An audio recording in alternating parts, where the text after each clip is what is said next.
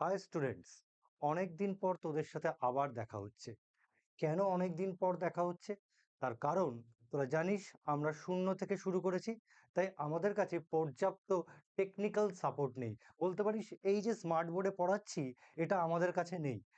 এই স্মার্ট বোর্ডের সুবিধা পেতে গেলে আমাকে প্রায় 2.5 ঘন্টা জার্নি করে আসতে হয় এবং এসে 2-3টে ভিডিও একসাথে করতে হয়, করে তারপর আমি বাড়ি চলে যাই। তাই প্রত্যেক সপ্তাহে আমি একটা দিন করে আসতে পারি। প্রত্যেকদিন আসা তো সম্ভব নয়। প্রত্যেকদিন এসে 2.5 ঘন্টা জার্নি করে এইভাবে ভিডিও বানানোটা এতটা সোজা ব্যাপার নয়। তাছাড়াও তোরা বুঝতে পারছিস আমার গলা মাঝে মধ্যে চোক করছে। গলার অবস্থাটাও খুব একটা ভালো নয়। তবুও তোদের জন্য, তোদের কথা ভেবে আজকের আমি চলে এসেছি একটা ক্লাস নিতে। কাদের জন্য ক্লাস নেব? ক্লাস নেব যারা ক্লাস 11 থেকে ক্লাস 12-এ উঠেছিস। ক্লাস 11-এ অনেকেই ফাঁকি দিয়ে কাটিয়েছিস, কম পড়াশোনা করেছিস। কিন্তু এখন কিন্তু তোরা ক্লাস 12-এ উঠে পড়েছিস। সময় হাতে হাতে সময় খুব কম। কারণ তোদের এইচএস এক্সাম হবে সেপ্টেম্বরে। হ্যাঁ, এইচএস এক্সাম হবে সেপ্টেম্বরে। মাত্র কটা দিন হাতে সময়, দেখতে দেখতে সময় চলে যাবে। ঠিক আছে? তাহলে আমাদের এখন থেকেই মন দিয়ে পড়াশোনাটাকে সিরিয়াসলি শুরু করতে হবে। তো আজকে যে চ্যাপ্টারটি আমি তোদের পড়াতে চলেছি সেটা ক্লাস 12-এর অর্গ্যানিকের প্রথম চ্যাপ্টার, হ্যালো অ্যালকেন, হ্যালো অ্যারিনস। চল।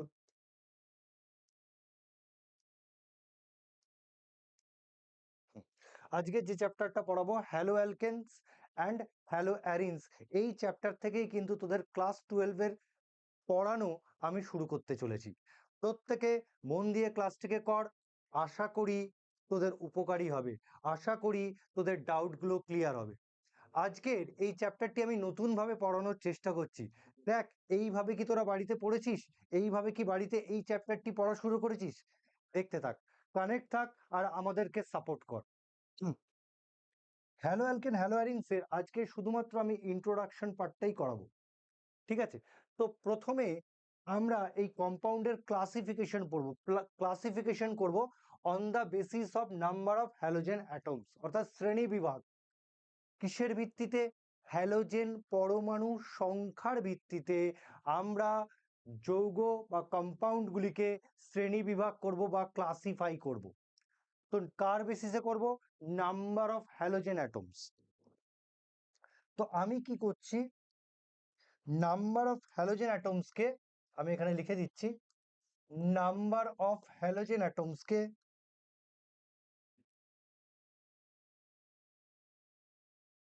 নাম্বার অফ হ্যালোজেন অ্যাটমসকে এন দিয়ে ডিনোট করব।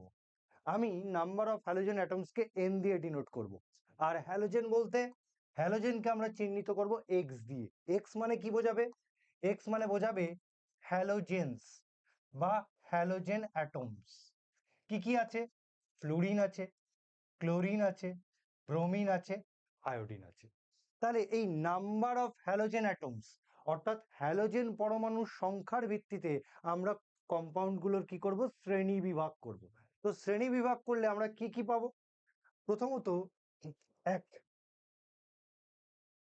এক নম্বর এক নম্বর এই number of halogen atom N, N is equal two যদি 1 হয়, অর্থাৎ কম্পাউন্ডের সঙ্গে একটি মাত্র হ্যালোজেন পরমাণু যুক্ত থাকে, তাহলে সেই কম্পাউন্ডকে আমরা বলি মোনো হ্যালো কম্পাউন্ড বা mono hello derivative. Mono hello compound, তাহলে এমন কম্পাউন্ড যেখানে একটি মাত্র হ্যালোজেন পরমাণু যুক্ত আছে। ওকে, অর্থাৎ এন ইজ ইকাল টু কি? 1। স্যার, এই ধরনের কম্পাউন্ডের উদাহরণ কি কি আছে? তোরা জানিস কি কি উদাহরণ আছে? দেখ, দেখতে থাক, দেখতে থাক। যেমন CH3, CH2, CH2X, X is equal two কি বলেছি? Fluorine, chlorine, bromine, iodine. হলো। বা বা এরকমও তো হতে পারে CH3, CH2, CH, XCH3। হলো। তাহলে দেখ, কম্পাউন্ড গুলিতে একটি মাত্র হ্যালোজেন অ্যাটম যুক্ত আছে, তাই এদেরকে কি বলবো? Mono hello derivative. আরো আছে, আরো আছে, আরো আছে। ধর এটা CH3 whole 3 CX, CH3 whole 3 CX। আরো আছে, তোরা দেখে থাকবি, বেঞ্জিন রিং X।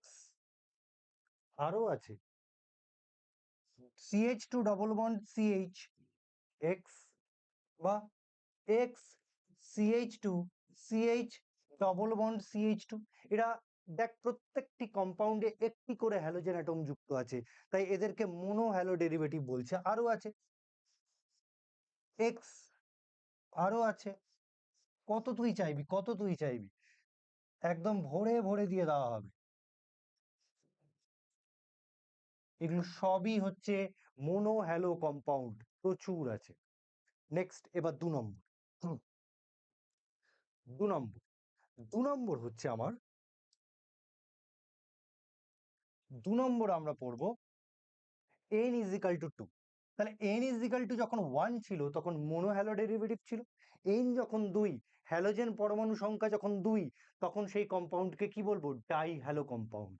তাকে আমি কি বলবো, ডাই হ্যালো ডেরিভেটিভ বা ডাই হ্যালো কম্পাউন্ড। স্যার এরকম কম্পাউন্ডের উদাহরণ কি কি আছে? তো চলো এরকম কম্পাউন্ডের উদাহরণ আমরা দেখে নিই। এরকম কম্পাউন্ডের উদাহরণ আমরা দেখতে থাকি, ডাই হ্যালো কম্পাউন্ড দেখতে থাক।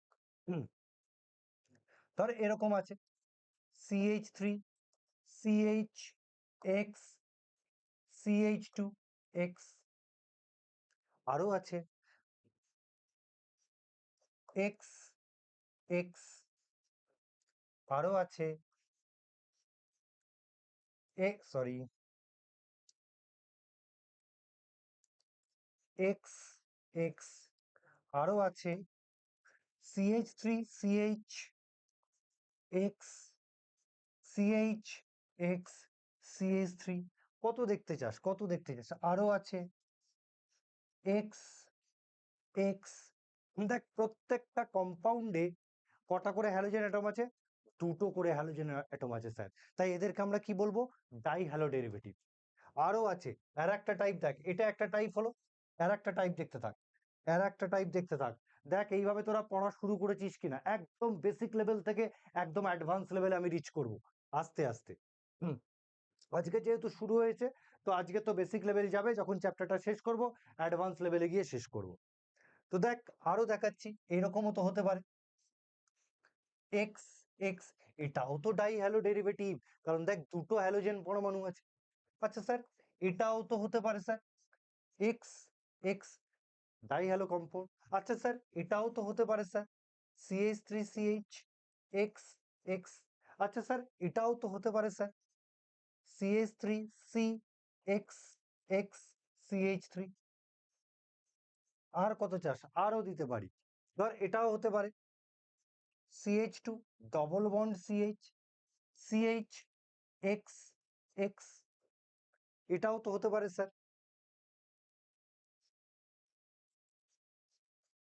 X x. তাহলে আমরা এই 2 ধরনের ডাই হ্যালো কম্পাউন্ড পাই, এই 2 ধরনের ডাই হ্যালো কম্পাউন্ড পাই।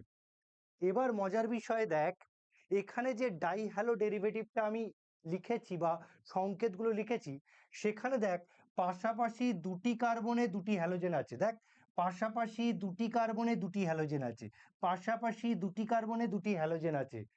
যে ডাই হ্যালো কম্পাউন্ডে পাশাপাশি 2টি কার্বনে 2টি হ্যালোজেন থাকে, তোরা জানিস তাকে বলে ভিসিনাল ডাইহ্যালাইড। তাহলে এটাকে আমি কি বলবো স্যার, একে আমি বলবো vicinal dihalide, vicinal dihalide. Vicinal, ভিসিনালের মানে কি? ভিসিনাল মানে হচ্ছে নেইবার, পাশাপাশি, নেইবার পাশাপাশি। দেখ পাশাপাশি 2টি কার্বনে যখন 2টি হ্যালোজেন যুক্ত থাকে তখন তাকে আমরা বলি ভিসিনাল ডাইহ্যালাইড। আর যখন একই কার্বনে, যখন একই কার্বনে 2টো হ্যালোজেন অ্যাটম যুক্ত থাকে, দেখ একই কার্বনে 1 1 পজিশনে, 2 2 পজিশনে, 3 3 পজিশনে, অর্থাৎ যখন একই কার্বনে, একই কার্বনে, একই কার্বনে খেয়াল কর, একই কার্বনে যখন 2টো হ্যালোজেন অ্যাটম যুক্ত থাকে তাকে বলে জেমিনাল ডাইহ্যালাইড। তাকে এটা কি বলে, জেমিনাল বা জেম ডাইহ্যালাইড। জেমিনালের মানে কি? জেমিনাল মানে হচ্ছে যমজ, অর্থাৎ যখন একই কার্বনে দুটো হ্যালোজেন থাকবে তখন তাকে বলবো জেমিনাল, যখন পাশাপাশি দুটি কার্বনে দুটি হ্যালোজেন থাকবে তখন বলবো ভিসিনাল। অর্থাৎ ডাই হ্যালো ডেরিভেটিভকে দুই ভাগে ভাগ করা যায়, একটাকে ভিসিনাল ডাইহ্যালাইড বলি, একটাকে জেমিনাল ডাইহ্যালাইড বলি। ভিসিনাল ডাইহ্যালাইডে কি হয়? পাশাপাশি দুটি কার্বনে দুটি হ্যালোজেন থাকে। জেমিনাল ডাইহ্যালাইডে কি হয়? একটা কার্বনে দুটি হ্যালোজেন অ্যাটম থাকে। তো ডাই হ্যালো কম্পাউন্ড দু রকম হলো, ভিসিনাল, জেমিনাল। নেক্সট চল, এবার n ইজ ইকাল টু 1 হলো mono halo, n is equal to 2 হলো ডাই হ্যালো। এবার আসছি n ইজ ইকাল টু 3, যখন কম্পাউন্ডে তিনটে হ্যালোজেন যুক্ত থাকবে তখন তাকে আমরা বলি ট্রাই হ্যালো ডেরিভেটিভ বা try hello compound. Try hello derivative, try hello compound, অর্থাৎ যখন কম্পাউন্ডে তিনটে হ্যালোজেন থাকবে। তো চল দেখাই যাক না তিনটে হ্যালোজেন কিভাবে। খুবই সোজা স্যার। এরকম এই এক্স এক্স এক্স, অর্থাৎ দেখ এখানে বেঞ্জিন নিয়ে তিনটে হ্যালোজেন একসাথে যুক্ত আছে, try hello compound. Next next দেখ এরকম দেখ, এই এই এই এখানে ধর সিএল, এখানে ধর সিএল, এখানে ধর সিএল। তাহলে দেখ কম্পাউন্ডে কটা হ্যালোজেন অ্যাটম যুক্ত আছে? তিনটে হ্যালোজেন অ্যাটম যুক্ত আছে।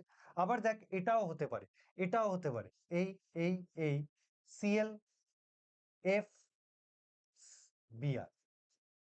মানে তিনটে হ্যালোজেন অ্যাটম যুক্ত থাকবে মানে তিনটে হ্যালোজেনকেই যে সেম হতে হবে এমন কোনো কথা নেই, তিনটে হ্যালোজেন এরকম ডিফারেন্টও হতে পারে, তাই না? একটা কম্পাউন্ডে তিনটে হ্যালোজেন পরমাণু যুক্ত থাকলে তাকে বলি ট্রাই হ্যালো ডেরিভেটিভ। তো তিনটে হ্যালোজেন মানে তিনটেকেই যে সেম হ্যালোজেন হতে হবে তার কোনো কথা নেই, তিনটে ডিফারেন্ট হ্যালোজেন হলেও তাকে আমরা ট্রাই হ্যালো কম্পাউন্ড বলতে পারি। বা দেখা গেলো দুটো সেম একটা আলাদা, মানে এরকম এরকম যদি থাকে, এরকম যদি থাকে, ধর এরকম থাকলো, এই এখানে ধর দিলাম বিআর, এখানে দিলাম এফ, আর এখানে ধর থাকলো আই, এটাও ট্রাই হ্যালো কম্পাউন্ড, এটাও ট্রাই হ্যালো কম্পাউন্ড। তার মানে সবসময় যে সেম হ্যালোজেন অ্যাটম থাকতে হবে তার কোনো কথা নেই। ট্রাই হ্যালো কম্পাউন্ড তারাই হতে পারে যেখানে শুধুমাত্র তিনটে হ্যালোজেন অ্যাটম থাকবে, সেই তিনটে হ্যালোজেন অ্যাটম সেমও হতে পারে, সেই তিনটে হ্যালোজেন অ্যাটম ডিফারেন্টও হতে পারে। ওকে, নেক্সট 4 নম্বর। 4 নম্বর, যখন n ইজ ইকাল টু 4 বা গ্রেটার দ্যান 4, ভালো করে খেয়াল রাখ, যখন নাম্বার অফ হ্যালোজেন অ্যাটমস 4-এর সমান বা 4-এর থেকে বেশি তখন তাকে আমরা বলি পলি হ্যালো ডেরিভেটিভ বা পলি হ্যালো কম্পাউন্ড। খুব বিখ্যাত বিখ্যাত ফেমাস কম্পাউন্ড আছে এই পলি হ্যালো ডেরিভেটিভের মধ্যে, যেমন স্যার, যেমন স্যার তোরা জানিস কার্বন টেট্রাক্লোরাইড CCl4, এখানে কটা ক্লোরিন কার্বনের সঙ্গে যুক্ত আছে? 4টে ক্লোরিন স্যার কার্বনের সঙ্গে যুক্ত আছে, অর্থাৎ n ইজ ইকাল টু কত? 4। নেক্সট স্যার, নেক্সট তোরা সবসময় জানিস ফ্রেয়ন 1 2, ফ্রেয়ন 1 2 সংকেত কি? CCl2F2, CCl2F2। দেখ কার্বনের সঙ্গে দুটো ক্লোরিন দুটো ফ্লুরিন যুক্ত আছে, টোটাল কটা হ্যালোজেন অ্যাটম যুক্ত আছে? 4টে হ্যালোজেন অ্যাটম যুক্ত আছে। তার মানে ফ্রেয়ন 1 2 ও কোন ডেরিভেটিভের মধ্যে পড়ে? পলি হ্যালো ডেরিভেটিভের মধ্যে পড়ে। নেক্সট নেক্সট আর একটা বিখ্যাত বিখ্যাত কম্পাউন্ড DDT, নাম তো শোনাই হোগা, DDT। DDT কে কি বলে? ডাই হ্যালো ডাইক্লোরো, স্যার দাঁড়া এক মিনিট, হ্যাঁ, ডাইক্লোরো ডাইফিনাইল ট্রাইক্লোরো ইথেন। তাহলে কি বললাম? Diphenyl, sorry dichloro diphenyl trichloro ethane, সেটা হচ্ছে আমার ডিডিটি। দেখতে কেমন? ডিডিটি দেখতে এরকম দেখ, ডিডিটি দেখতে এরকম, সিএল সি, সরি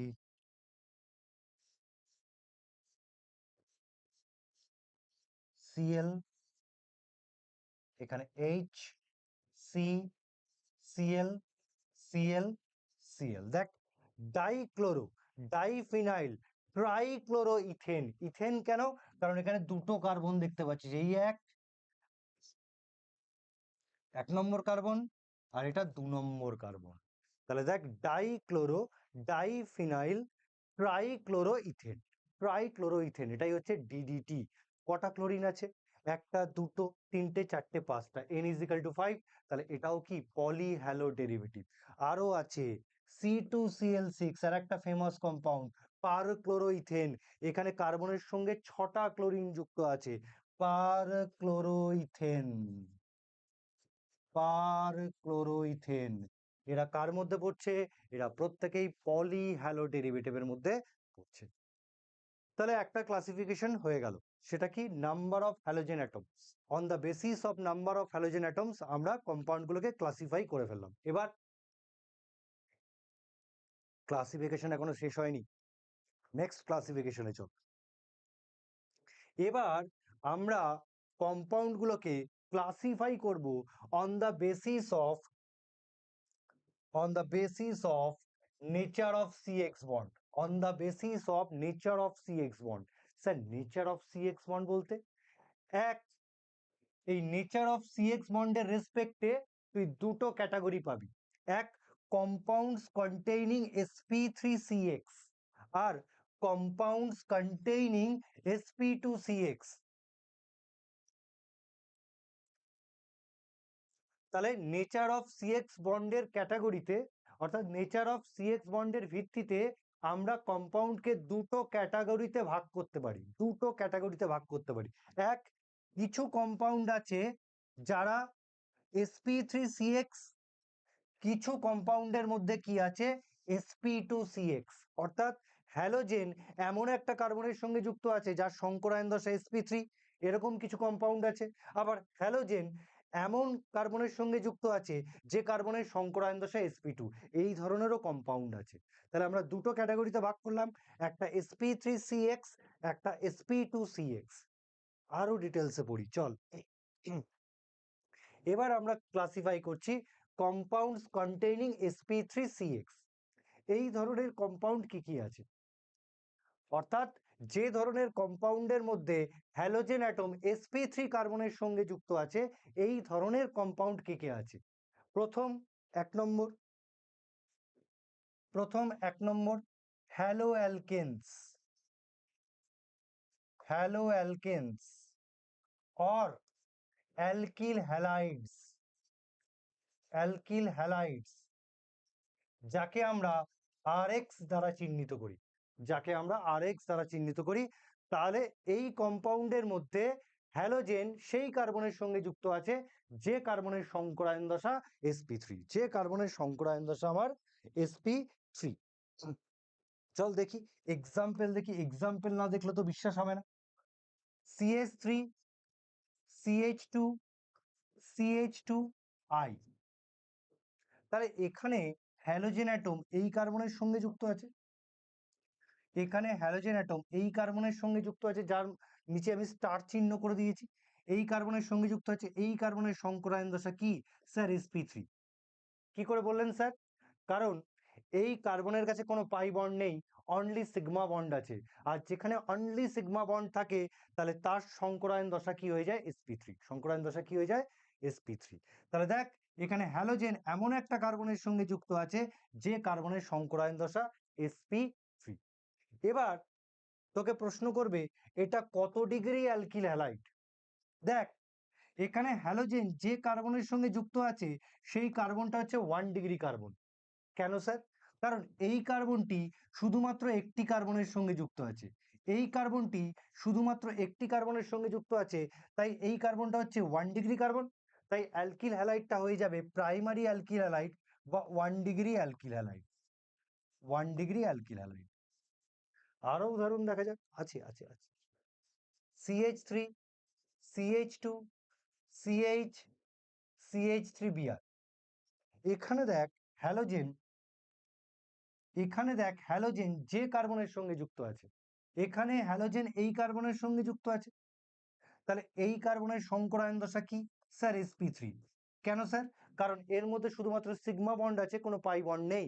তাহলে হ্যালোজেন যে কার্বনের সঙ্গে যুক্ত আছে সেটা হচ্ছে sp3 সংকরায়িত। ওকে, এবার প্রশ্ন হচ্ছে এটা কত ডিগ্রি অ্যালকিল হ্যালাইড। দেখ এই কার্বনটি সরাসরি এই কার্বনের সাথে এই কার্বনের সঙ্গে যুক্ত, তার মানে এই কার্বনটি এদিকের একটা কার্বন, এদিকে একটা কার্বনের সঙ্গে যুক্ত, দুটো কার্বনের সঙ্গে যুক্ত, তার মানে ওটা কত ডিগ্রি কার্বন? 2 degree carbon. তাই অ্যালকিল হ্যালাইডটা কি হয়ে যাবে? 2 ডিগ্রি অ্যালকিল হ্যালাইড। আরো দেখ, CH3 CCH3 CH3 Cl। তাহলে এখানে সিএলটা যে কার্বনের সঙ্গে যুক্ত আছে সেই কার্বনটা কি সংকরায়িত? sp3 সংকরায়িত। কি সংকরায়িত? sp3 সংকরায়িত। এবার কত ডিগ্রি অ্যালকিল হ্যালাইড? দেখ, এই কার্বনটা তিনটে কার্বনের সঙ্গে যুক্ত আছে, এদিকে একটা কার্বন, এদিকে একটা কার্বন, এদিকে একটা কার্বন, তো তিনটে কার্বনের সঙ্গে যুক্ত আছে, মানে এটা 3 ডিগ্রি অ্যালকিল হ্যালাইড। তাহলে 1 ডিগ্রি পেলাম, 2 ডিগ্রি পেলাম, 3 ডিগ্রি অ্যালকিল হ্যালাইডও পেয়ে গেলাম। আরো উদাহরণ আছে, যেমন ধর এটা, ধর এখানে আমি দিচ্ছি Cl। তাহলে দেখ, ক্লোরিনটা যে কার্বনের সঙ্গে যুক্ত আছে, ক্লোরিনটা যে কার্বনের সঙ্গে যুক্ত আছে, এই কার্বনের সংকরায়ন দশা কি? sp3। তাহলে এটা sp3CX এর ক্যাটাগরিতে পড়ছে। আর sp3CX এর মধ্যে কোন ক্যাটাগরির মধ্যে পড়ছে? এটা অ্যালকিল হ্যালাইডের ক্যাটাগরির মধ্যে পড়ছে, অর্থাৎ একেও আমি কি বলবো? Alkyl halide. এবং কত ডিগ্রি হ্যালাইড? 2 ডিগ্রি। কারণ এই কার্বনটা এদিকে একটা কার্বন, এদিকে একটা কার্বন, দুটো কার্বনের সঙ্গে যুক্ত, তাহলে এটা একটা 2 ডিগ্রি হ্যালাইড। আরো আছে, ধর যদি এরকম লিখি,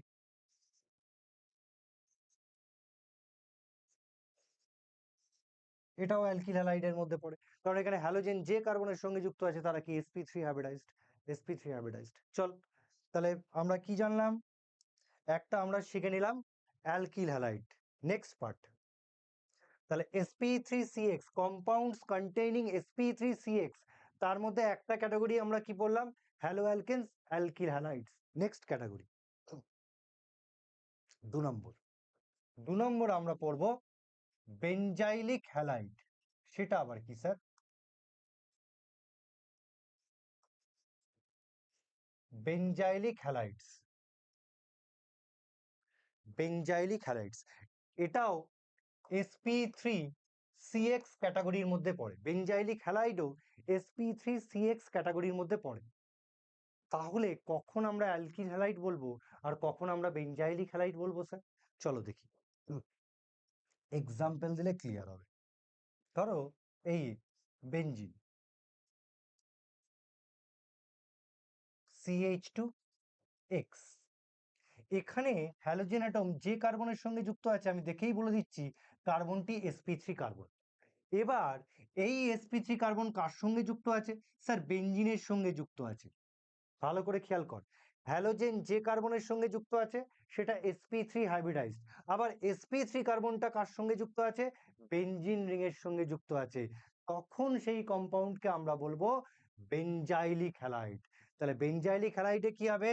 হ্যালোজেন যে sp3 কার্বনের সঙ্গে যুক্ত থাকবে, সেই sp3 কার্বন বেনজিন রিং এর সঙ্গে যুক্ত থাকবে, তখন তাকে আমরা বলবো বেনজাইলিক হ্যালাইড। আর এই পজিশনটাকে বলবো benzylic position. Benzylic position, benzylic position. তাহলে কি বললাম? হ্যালোজেন যে sp3 কার্বনের সঙ্গে যুক্ত আছে, সেই sp3 কার্বন যদি সরাসরি বেনজিন রিং এর সঙ্গে যুক্ত থাকে, তখন সেই হ্যালাইডটা কি হয়ে যায়? বেনজাইলিক হ্যালাইড। এবং এটাকে বলা হয় বেনজাইল হ্যালাইড। একে বলা হয় বেনজাইল হ্যালাইড।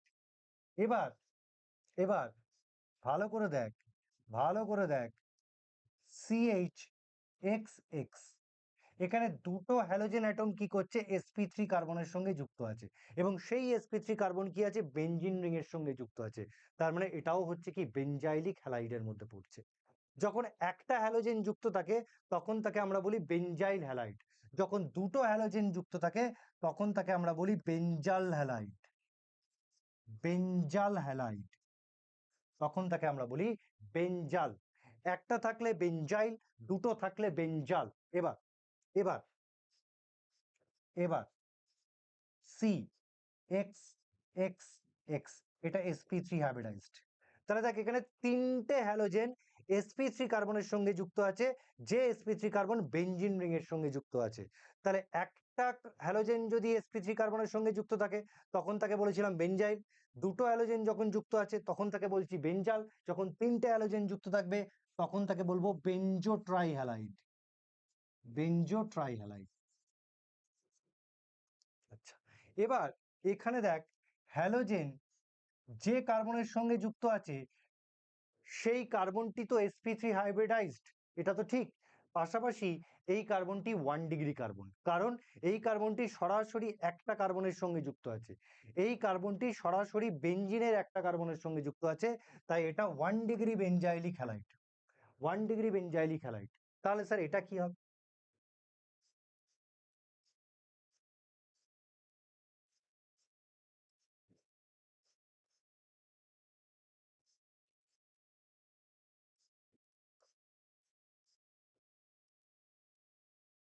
এক্স। এটাও বেঞ্জাইলিক হ্যালাইড, কারণ এক্সটা যে কার্বনের সঙ্গে যুক্ত আছে, এক্সটা যে কার্বনের সঙ্গে যুক্ত আছে, দেখ এটা sp3 হাইব্রিডাইজড। এক্সটা যে কার্বনের সঙ্গে যুক্ত আছে সেটা sp3 হাইব্রিডাইজড এবং এই কার্বনটি বেঞ্জিন রিং এর সঙ্গে যুক্ত আছে। তার মানে এটাও বেঞ্জাইলিক হ্যালাইডের মধ্যেই পড়বে। এটাও বেঞ্জাইলিক হ্যালাইডের মধ্যেই পড়বে। এবার এবার এবার এই কার্বনটা কত ডিগ্রি কার্বন স্যার? দেখ, এই কার্বনটা এদিকে একটা কার্বনের সঙ্গে যুক্ত, এদিকে একটা কার্বনের সঙ্গে যুক্ত, এদিকে একটা কার্বনের সঙ্গে যুক্ত, তিনটে কার্বনের সঙ্গে যুক্ত। তাহলে এটা কি হলো? 3 degree benzylic halide. 3 degree benzylic halide. এবার অনেকের মিসকনসেপশন আছে যে 3 ডিগ্রি বেঞ্জাইলিক হ্যালাইড মানেই sp3 কার্বনকে তিনটে বেঞ্জিন রিং এর সঙ্গে যুক্ত থাকতে হবে, এমন কোনো কথা নেই। এটাও 3 ডিগ্রি বেঞ্জাইলিক হ্যালাইডের মধ্যে পড়বে। কোনটা? দেখাচ্ছি একে। সি, CH3, CH3X, এটাও 3 ডিগ্রি বেঞ্জাইলিক হ্যালাইডের মধ্যেই পড়বে। ওকে, তাহলে এখানে দেখ, একটা মানে একটা, ভালো করে যদি দেখিস এখানে একটা বেঞ্জিন রিং যুক্ত আছে, একটাই বেঞ্জিন রিং যুক্ত আছে। তার মানে 3 ডিগ্রি বেঞ্জাইলিক হ্যালাইড মানে sp3 কার্বনের সঙ্গে তিনটে রিং যুক্ত থাকতে হবে এমন কোনো কথা নেই। sp3 কার্বনের সঙ্গে একটা রিং যুক্ত থাকলেও আমরা তাকে 3 ডিগ্রি বেঞ্জাইলিক হ্যালাইড বলতে পারি। কারণ কারণ এই কার্বনটা আমার 3 ডিগ্রি কার্বন। কেন এই কার্বনটা 3 ডিগ্রি কার্বন? এদিকে একটা কার্বন, এদিকে একটা কার্বন, এদিকে একটা কার্বনের সঙ্গে যুক্ত। ওকে, তাহলে 3 ডিগ্রি বেঞ্জাইলিক হ্যালাইড মানে তিনটেই বেঞ্জিন রিং থাকবে এমন কোনো কথা নেই। তিনটে বেঞ্জিন রিং ছাড়া অন্য কোনো কম্পাউন্ড থাকলেও সেটাকেও আমরা বেঞ্জাইলিক 3 ডিগ্রি হ্যালাইড বলবো। তাহলে এই ছিল আমার বেঞ্জাইলিক হ্যালাইড। তাহলে বেঞ্জাইলিক হ্যালাইডে কি হয়েছে? হ্যালোজেন যে sp3 কার্বনের সঙ্গে যুক্ত থাকবে সেই sp3 কার্বন সরাসরি রিং এর সঙ্গে যুক্ত থাকবে, তখন তাকে আমরা বলবো বেঞ্জাইলিক হ্যালাইড। তো বেঞ্জাইলিক 1 ডিগ্রি হয়, বেঞ্জাইলিক 3 ডিগ্রি হয়, বেঞ্জাইলিক 2 ডিগ্রিও হয়, যেমন এটা।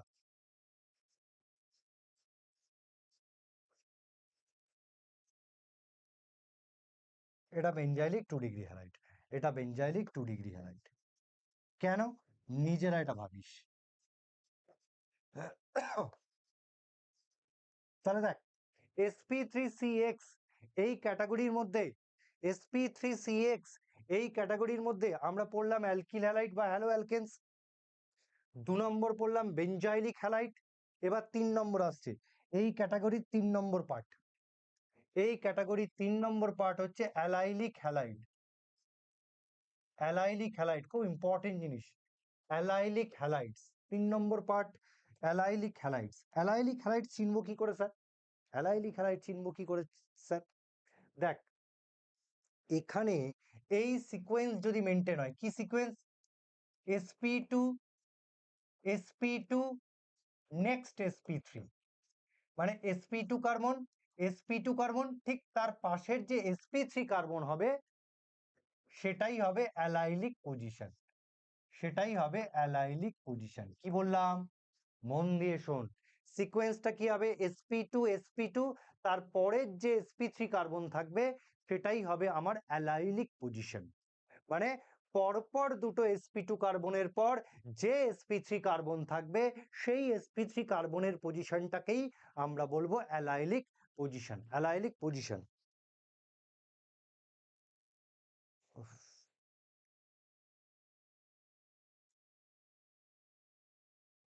পরপর দুটো sp2 কার্বনের পর যে sp3 কার্বন পাবো সেটাই হবে কি আমার অ্যালাইলিক পজিশন। এক্সাম্পল দিয়ে বোঝান স্যার, এক্সাম্পল দিয়ে।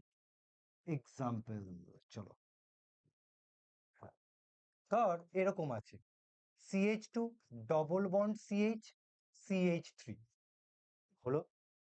তাহলে দেখ, এই কার্বনের একটা পাই বন্ড আছে, আর আমরা জানি কার্বনের যদি একটা পাই বন্ড থাকে তাহলে সেটা sp2 সংকরায়িত হয়, তাহলে এটা sp2। আবার এই কার্বনেও এদিকে একটা পাই বন্ড আছে, তাহলে এটাও sp2 হাইব্রিডাইজড। এবার এই কার্বনে তো স্যার কোনো পাই বন্ড নেই, তার মানে এটা কি হাইব্রিডাইজড?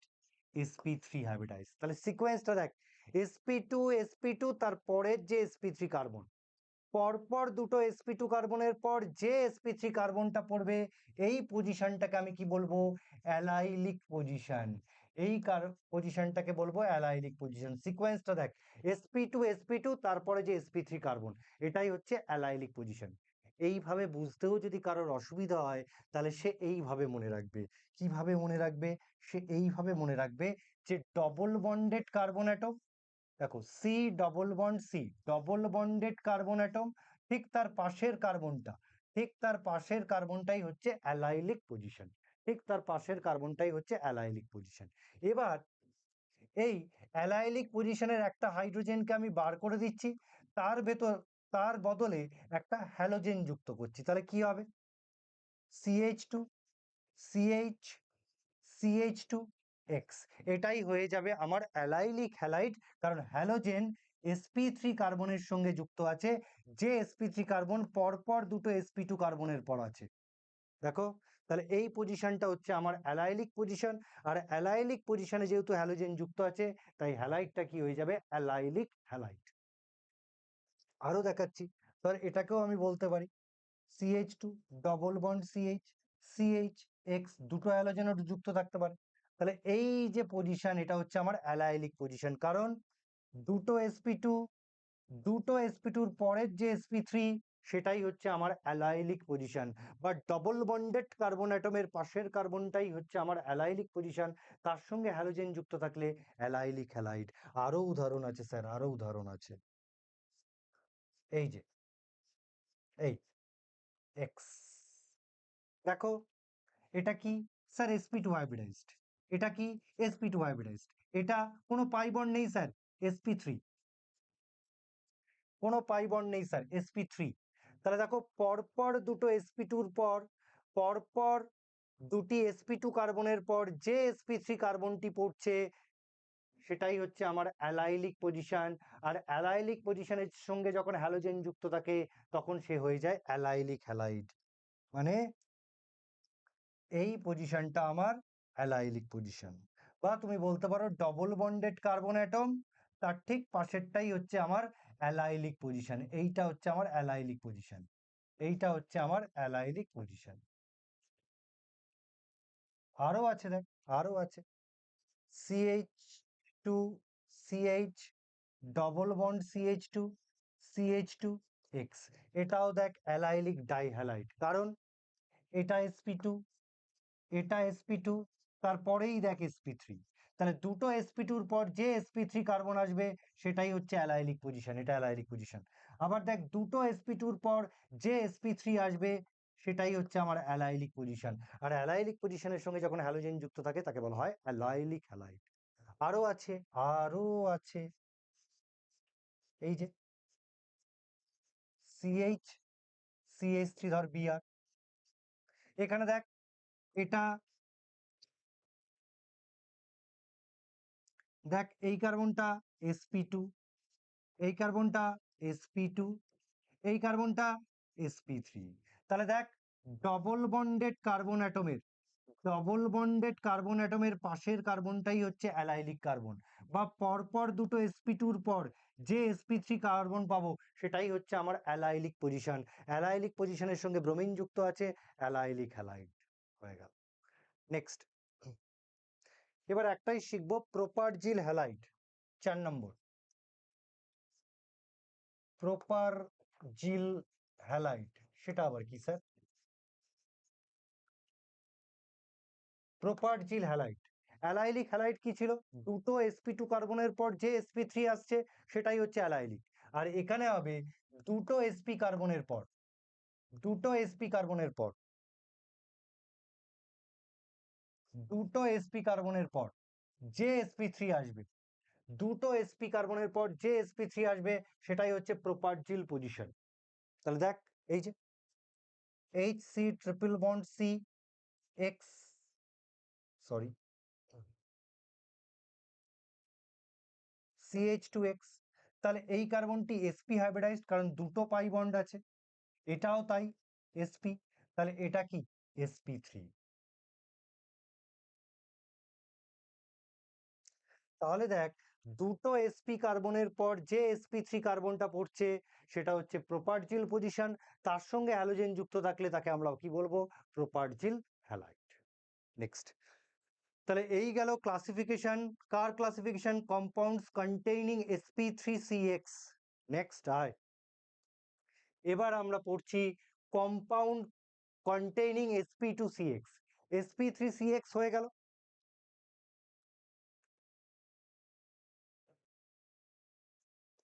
দেখ নেচার অফ সিএক্স বন্ডের রেসপেক্টে আমরা দুটো ক্যাটাগরি করেছিলাম, একটা কম্পাউন্ডস কন্টেইনিং sp3CX পড়া হয়ে গেল।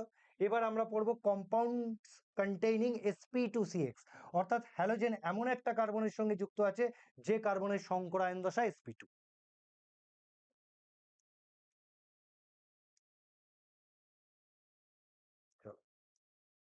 কম্পাউন্ডস কন্টেইনিং sp2CX, এর ওপর বেস করে আমরা কম্পাউন্ডকে দুটো ভাগে ভাগ করতে পারি। এক, এক ভিনাইলিক হ্যালাইড, ভিনাইলিক হ্যালাইড নাম তো শুনেইছিস তোরা, ভিনাইলিক হ্যালাইড।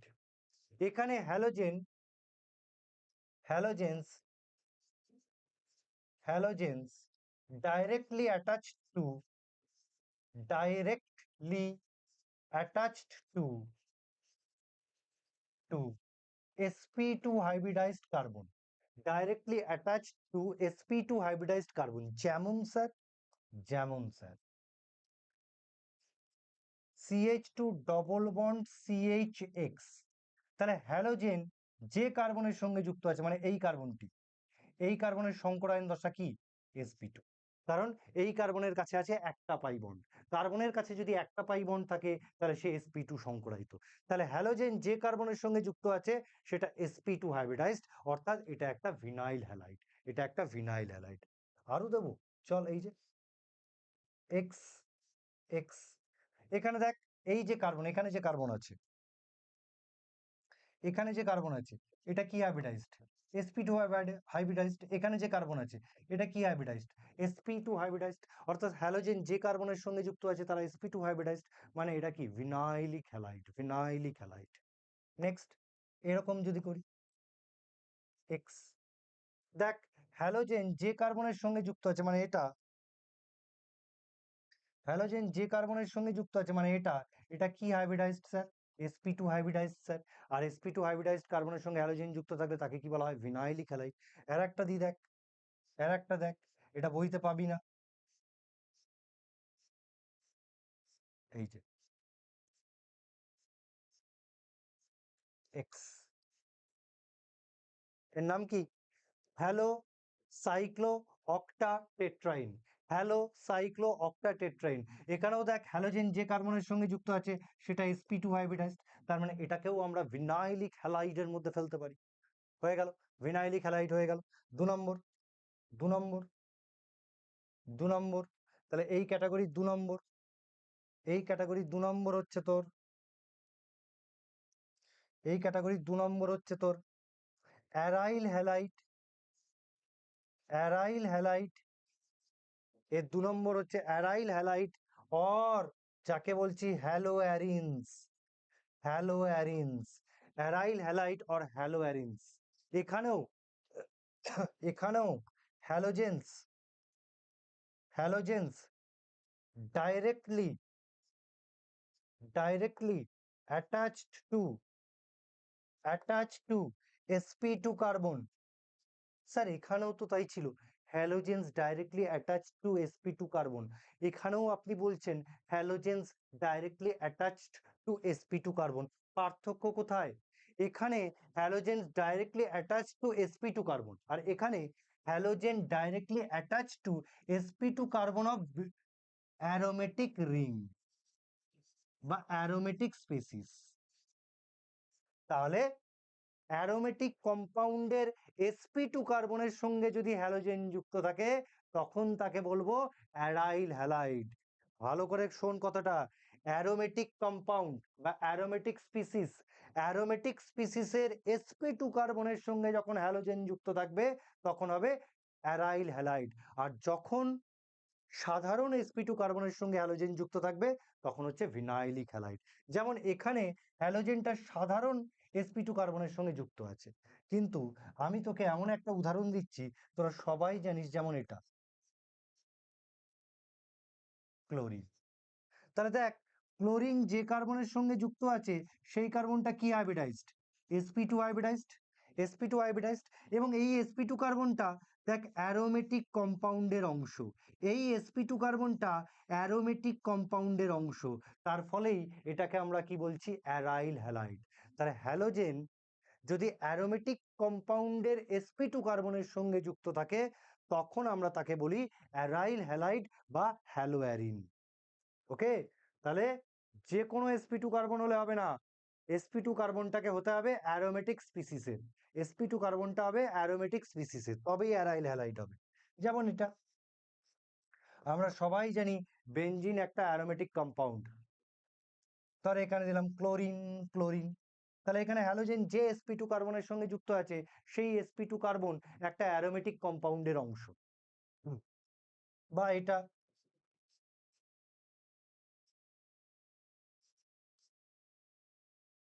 এক্স, দেখ হ্যালোজেনটা যে sp2 কার্বনের সঙ্গে যুক্ত আছে সেই sp2 কার্বন টোটালটাই একটা অ্যারোমেটিক স্পিসিস, কারণ এটা ন্যাপথলিন, ন্যাপথলিন একটা অ্যারোমেটিক স্পিসিস। তাহলে অ্যারাইল হ্যালাইড কখন বলবো? যখন হ্যালোজেন অ্যারোমেটিক কম্পাউন্ডের sp2 কার্বনের সঙ্গে যুক্ত থাকবে তখন তারা হয়ে যাবে অ্যারাইল হ্যালাইডস বা হ্যালোয়ারিনস। যেমন এটা যদি এরকম দিই,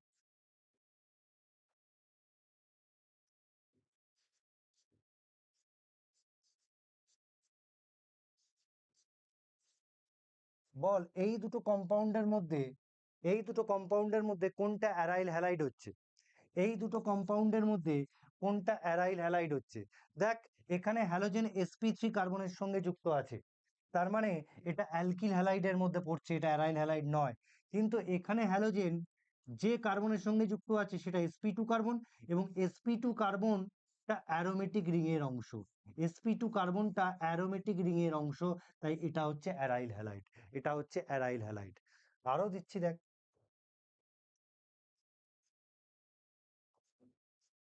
এটা কি অ্যারাইল হ্যালাইড? না, কারণ এটা অ্যারোমেটিক স্পিসিস নয়, এটা সিম্পল একটা ডবল বন্ডেড কম্পাউন্ড, এটা একটা simple cyclic double bonded compound, তাই এটা কিন্তু অ্যারাইল হ্যালাইড নয়, এটা ভিনাইল হ্যালাইড। ভিনাইল হ্যালাইডের ক্ষেত্রে হ্যালোজেন যে কোনো sp2 কার্বনের সঙ্গে যুক্ত হবে, কিন্তু যখন আমি এটা আঁকছি তখন এইটা হয়ে যাচ্ছে আমার অ্যারোমেটিক স্পিসিস, আর অ্যারোমেটিক স্পিসিসের sp2 কার্বনের সঙ্গে হ্যালোজেন যুক্ত থাকলে সেটা হয়ে যায় আমার অ্যারাইল হ্যালাইড। আর একটা দেখ, এটাও পরীক্ষায় দিতে পারে, এটাও একটা অ্যারোমেটিক স্পিসিস, এটাও একটা অ্যারোমেটিক স্পিসিস, এবং অ্যারোমেটিক স্পিসিসের sp2 কার্বনের সঙ্গে যখন হ্যালোজেন যুক্ত থাকে তখন তারা হয়ে যায় অ্যারাইল হ্যালাইড। ওকে, তো এর ওপর কোশ্চেন আনবো, এর ওপর কোশ্চেন আনবো, দেখতে থাক, বুঝতে থাক। এবার এবার চলে আয়, আমরা পড়বো nature of CX bond. Sir nature of CX bond বলতে আপনি কি পড়াবেন স্যার?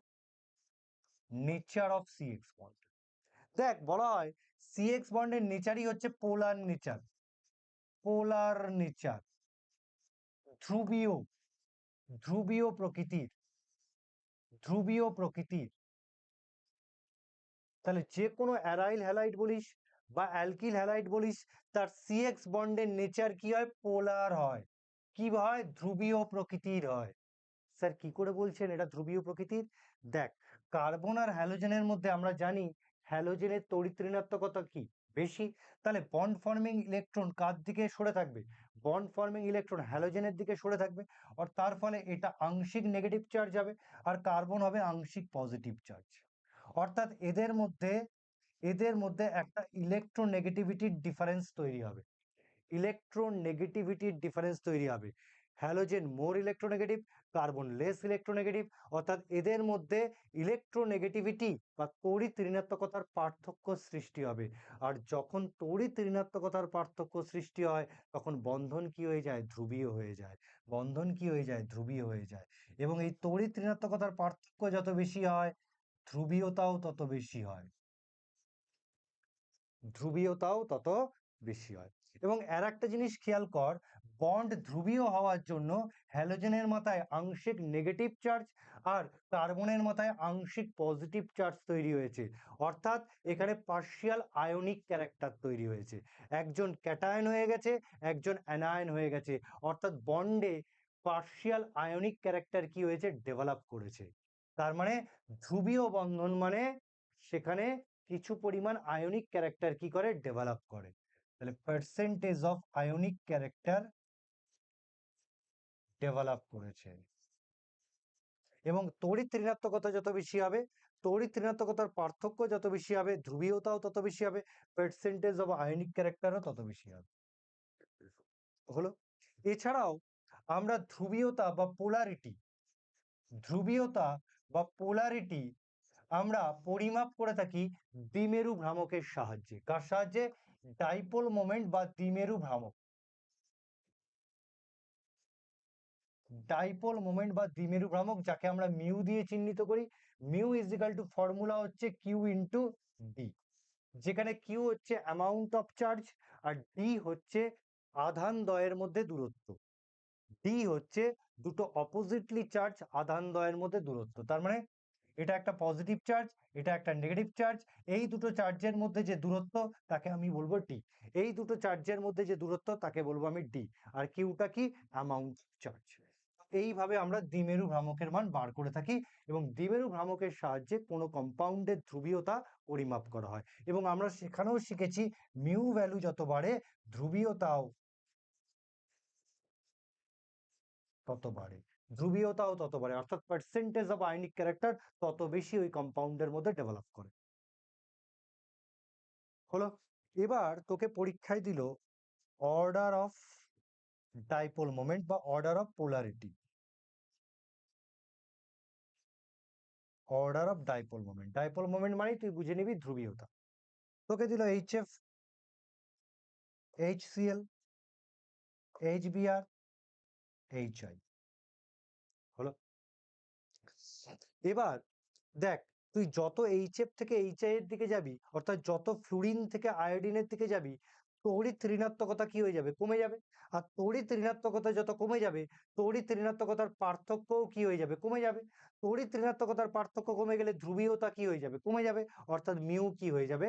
কমে যাবে। দেখ, ফ্লুরিন সবচেয়ে বেশি তড়িৎ ঋণাত্মক, তাই এইচএফ এর ক্ষেত্রে তড়িৎ ঋণাত্মকতার পার্থক্য কি? সবচেয়ে বেশি।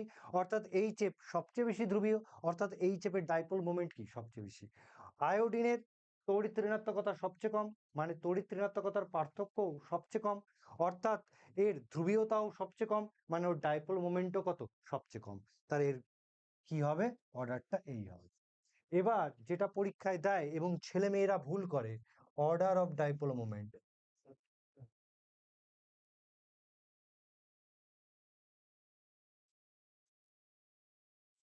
সেটা হচ্ছে এটা।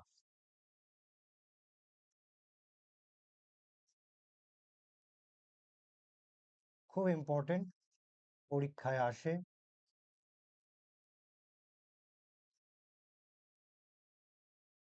খুবই ইম্পর্টেন্ট, পরীক্ষায় আসে।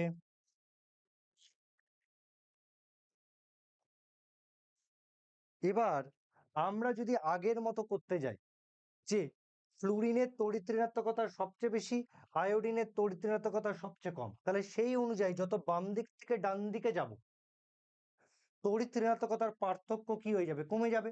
তো তড়িৎ ঋণাত্মকতার পার্থক্য কমে গেলে ডাইপোল মোমেন্ট কি হয়ে যাবে? কমে যাবে। অর্থাৎ এইরকম একটা অর্ডার আসবে। কিন্তু এইরকম একটা অর্ডার যদি আমি করিয়ে দিই তাহলে এটা ভুল হয়ে যাবে। এখানে একটা ব্যতিক্রম আছে, আর আমরা জানি কেমিস্ট্রিতে ব্যতিক্রম যেখানে কোশ্চেনও সেখানে, তাই এটা ইম্পর্টেন্ট। তাহলে এখানে অ্যাকচুয়াল ডাইপোল মোমেন্ট অর্ডার কি হবে? তাহলে অ্যাকচুয়াল ডাইপোল মোমেন্ট অর্ডার যেটা দেখা যায় CH3Cl এর ডাইপোল মোমেন্ট CH3F এর থেকে বেশি।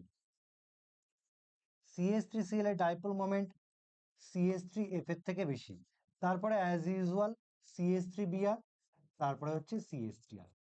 যদি তুই এর ডাইপোল মোমেন্ট ভ্যালুটা দেখিস, এর ডাইপোল মোমেন্ট ভ্যালু হচ্ছে 1.86 ডি, এর ডাইপোল মোমেন্ট ভ্যালু 1.84 ডি, এর ডাইপোল মোমেন্ট 1.83 ডি, আর এর ডাইপোল মোমেন্ট হচ্ছে তোর 1.63 ডি, 1.63 ডি। হলো? তাহলে কি দেখা যায়, হওয়া উচিত ছিল ফ্লুরোমিথেনের ডাইপোল মোমেন্ট ক্লোরোমিথেনের থেকে বেশি, কিন্তু হয়ে গেল ক্লোরোমিথেনের ডাইপোল মোমেন্ট ফ্লুরোমিথেনের থেকে বেশি। কেন এরকম হয় স্যার? চলো, কেন এরকম হয় আমরা একটু বুঝে নিই। কেন এমন হয়? কেন CH3Cl এর ডাইপোল মোমেন্ট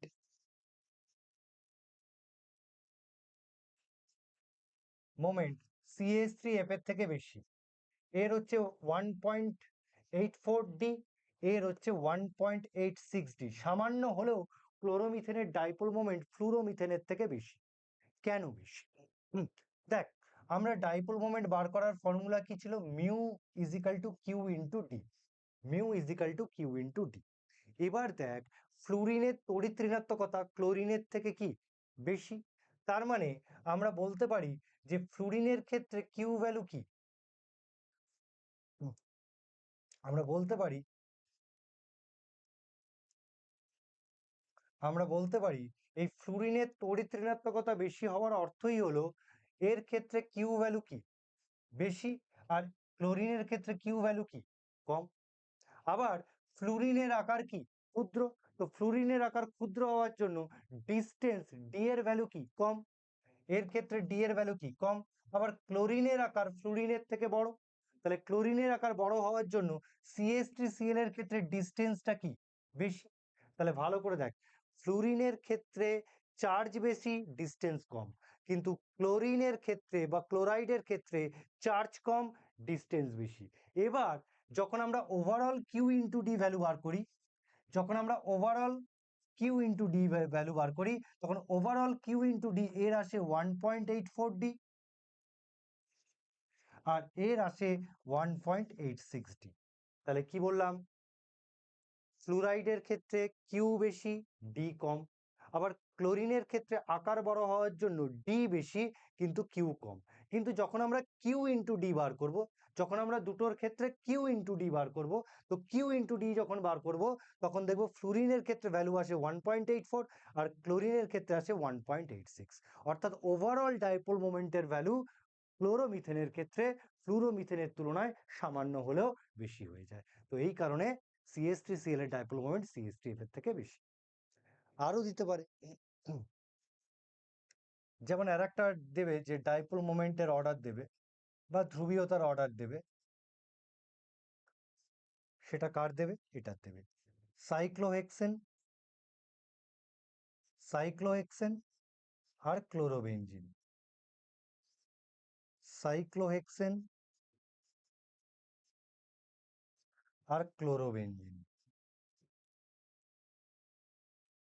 যদি আমরা সাইক্লোহেক্সেন আর ক্লোরোবেনজিনের ধ্রুবীয়তা পরিমাপ করি বা ডাইপোল মোমেন্ট কম্পেয়ার করি, তাহলে দেখা যায় সাইক্লোহেক্সেনের ডাইপোল মোমেন্ট ক্লোরোবেনজিনের তুলনায় বেশি হয়। কেন বেশি হয়? এখানেও সেই তড়িৎ ঋণাত্মকতার পার্থক্য। কি করে স্যার? দেখো, এখানে এই যে কার্বনটা, এই কার্বনটা sp3 কার্বন, আর এখানে যে এই যে কার্বনটা যার সঙ্গে হ্যালোজেন যুক্ত আছে সেটা হচ্ছে sp2 কার্বন। এবার তোমরা বলো, sp2 কার্বনের তড়িৎ ঋণাত্মকতা বেশি না sp3 কার্বনের তড়িৎ ঋণাত্মকতা বেশি? স্যার আমরা জানি sp2 কার্বনের তড়িৎ ঋণাত্মকতা sp3 কার্বনের তড়িৎ ঋণাত্মকতার থেকে বেশি, কারণ sp2 এর ক্ষেত্রে পার্সেন্টেজ অফ এস ক্যারেক্টার বেশি, যার জন্য sp2 কার্বনের তড়িৎ ঋণাত্মকতা sp3 কার্বনের তুলনায় কি হয়? বেশি হয়। আমরা জানি পার্সেন্টেজ অফ এস ক্যারেক্টার যত বেশি হয়, তড়িৎ ঋণাত্মকতাও তত বেশি হয়। এবার তুই চিন্তা কর, ধর ক্লোরিন, ক্লোরিনের তড়িৎ ঋণাত্মকতা ধরে নে 3.0, এখানেও ক্লোরিনের তড়িৎ ঋণাত্মকতা 3.0, আর আমি ধরে নিচ্ছি sp3 কার্বনের তড়িৎ ঋণাত্মকতা হচ্ছে 1.8। sp3 কার্বনের তড়িৎ ঋণাত্মকতা 1.8, আর আমি ধরে নিচ্ছি sp2 কার্বনের তড়িৎ ঋণাত্মকতা বেশি মানে 2.0। sp2 কার্বনের তড়িৎ ঋণাত্মকতা বেশি মানে আমি ধরে নিলাম 2.0, আর sp3 কার্বনের তড়িৎ ঋণাত্মকতা কম তার মানে আমি ধরে নিলাম 1.8। এবার এখানে তড়িৎ ঋণাত্মকতার পার্থক্য বার কর। তড়িৎ ঋণাত্মকতার পার্থক্য বার করলে কি হবে? 3 মাইনাস 1.8, 3 মাইনাস 1.8 তার মানে কত আসছে? 1.2। কত আসছে? 1.2। আর এখানে করে দেখ, এখানে করে দেখ, এখানে তড়িৎ ঋণাত্মকতার পার্থক্য বার কর। তাহলে এখানে কত? ক্লোরিনের 3 আর sp2 কার্বনের 2, কত আসছে? 1। তাহলে কোন ক্ষেত্রে তড়িৎ ঋণাত্মকতার পার্থক্য বেশি হলো? স্যার সাইক্লো, এটা সাইক্লোহেক্সাইল ক্লোরাইড, এখানে একটু ভুল বলেছি, সাইক্লোহেক্সাইল ক্লোরাইড, সাইক্লোহেক্সাইল ক্লোরাইড। তাহলে কোন ক্ষেত্রে তড়িৎ ঋণাত্মকতার পার্থক্য বেশি? স্যার সাইক্লোহেক্সাইল ক্লোরাইডের ক্ষেত্রে তড়িৎ ঋণাত্মকতার পার্থক্য 1.2, ক্লোরোবেঞ্জিনের ক্ষেত্রে তড়িৎ ঋণাত্মকতার পার্থক্য 1। তাহলে স্যার সাইক্লোহেক্সাইল ক্লোরাইডের তড়িৎ ঋণাত্মকতার পার্থক্য বেশি। আর আমরা জানি তড়িৎ ঋণাত্মকতার পার্থক্য বেশি হলে ডাইপোল মোমেন্টও কি হয়? বেশি হয়। তাই সাইক্লোহেক্সাইল ক্লোরাইডের ডাইপোল মোমেন্ট ক্লোরোবেঞ্জিনের তুলনায় কি হয়? বেশি হয়, কারণ এর তড়িৎ ঋণাত্মকতার পার্থক্য কি? বেশি, আর এর তড়িৎ ঋণাত্মকতার পার্থক্য কি? কম। এটাই। তাহলে আজকের ক্লাসটিকে কেমন লাগলো তোরা আমাকে জানাস, আর আমাদের পাশে থাকিস, আমাদেরকে সাপোর্ট করিস। আবার নেক্সট ক্লাসে তোদের সাথে দেখা হচ্ছে। তাহলে আজকের মতো টাটা, গুড বাই।